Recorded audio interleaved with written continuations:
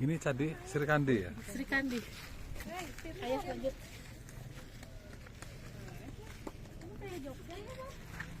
Berikutnya candi yang ketiga adalah Candi Sri Kandi.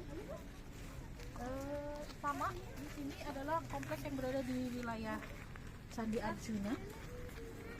Ini apa namanya? Candi ini memiliki keunikan terdapat 3 relief Dewa Trimurti di ketiga sisi. Dewa Wisnu di bagian utara, Dewa Siwa di bagian timur, dan Dewa Brahma di bagian selatan. Oh, depannya mungkin itu ya. Nih, mungkin ketiga sisinya dari sini nih. Satu.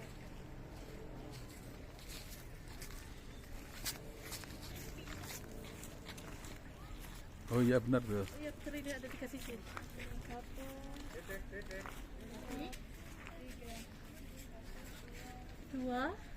Tadi Dewa Wisnu, Dewa Siwa, sama satunya Dewa. Oh iya betul, ini 3 ya.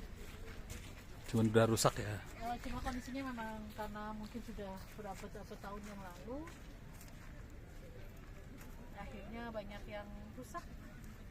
Tapi masih bisa kita nikmati dan bisa kita pelajari lebih jauh untuk generasi muda yang akan datang. Masih punya banyak cerita di sini. Sebagai bukti bahwa orang-orang dahulu ternyata sangat-sangat hebat, luar biasa.